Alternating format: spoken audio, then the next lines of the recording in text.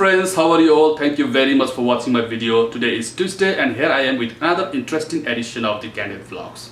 Guys, today in this video I'll be talking about the new rules of Canada immigrations to get study permit of Canada during this pandemic situation. Later I will also tell you the situation of the fall 2020 intake and many more. So guys, please watch the video till the end, and if you're watching my video for the first time, then please do subscribe to my channel and also press the bell so that you will never miss out my future uploads. By having said that, let's get started.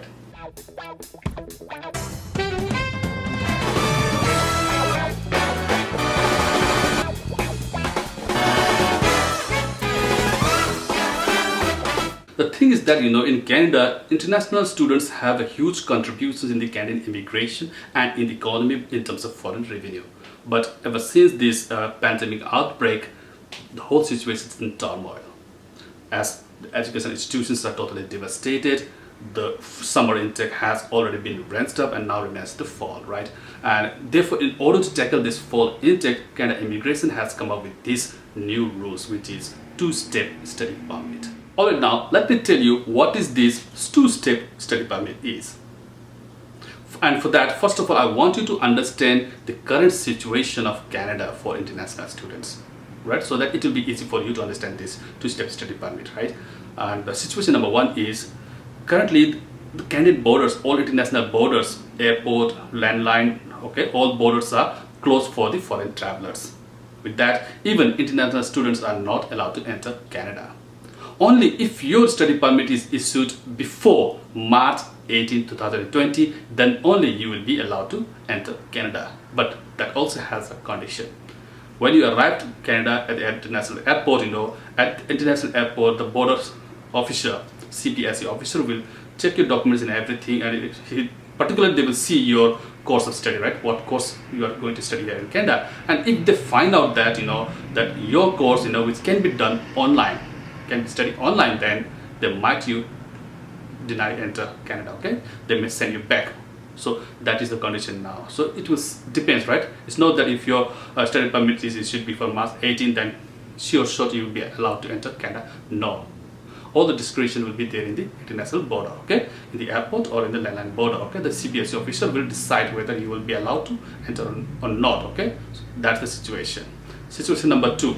Currently, here in Canada, all the educational institutions, universities, colleges, everything are closed or shut down, okay? All the teaching, studying, everything's are done remotely from the home, all right? Online basis, online teaching, online studying. So this is currently going on. So this is the current two situation here in Canada in terms of studying.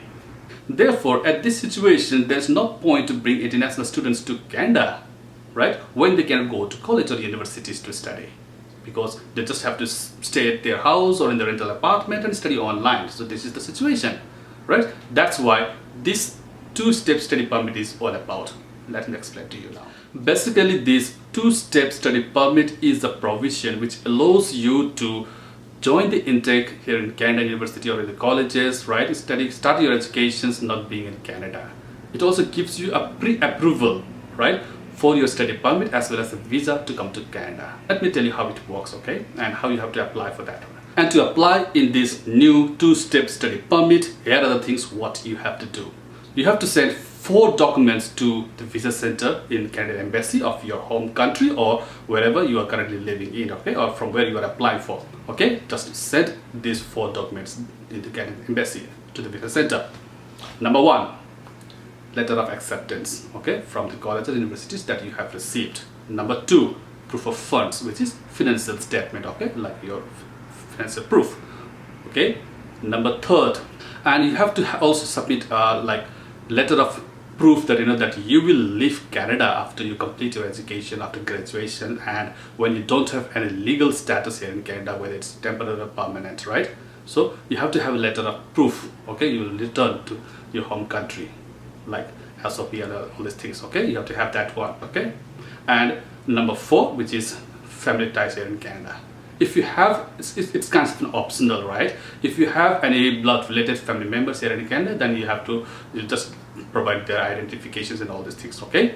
And if you don't have, it's nothing, no need to Okay, it's kind of an optional. So you have to submit all these documents to the visa center, and then the visa officer will verify all the documents and everything, and if everything is fine and perfect, you are eligible a candidate for study in Canada, then they will give you pre-approval, okay, to study in Canada. With that pre-approval, you can start studying online to your college and universities. Okay, so that is the process. And then after that, like if your course of study and everything is required physical classroom attendance, right, classroom presence and study, and at that time, like on the discretion of the visa officer in the visa center, they may ask you for additional documents to provide you a visa. Okay, so that is totally second chapter. So that is the second step. Okay, first step is they will give you a pre-approval to study in Canada, which is somewhat similar to like a pre-approval to your visa and study permit to Canada, because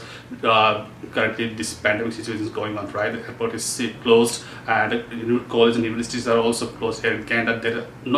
There are no any classroom classes are going on, right? Classroom teachings are going on here. So at this situation, there's no point to you to give your visa to come to Canada and study, because here after we arrive here, you're not going to college or universities, right? So that's the reason this rules came up, so that at least you'll be given a pre-approval to study in Canada. With that, so you can, until the situation is not proper to come to Canada, you can study online. As soon as the situation will be fine, ready to travel, border will be open, everything, classroom, college and universities will be open, then you'll be granted a visa. Okay, and then you can come and resume your studies right from where you left your home country, and then continue your study here in Canada, okay, and make your future. So this is all about this current two-step new study rules, study permits in Canada. I hope you guys understand all about these things, right? And another thing, if you guys are confused that like currently, as I said, currently all the colleges and university, as I said, all the colleges and universities are closed. So can you approach the college and universities for the admission?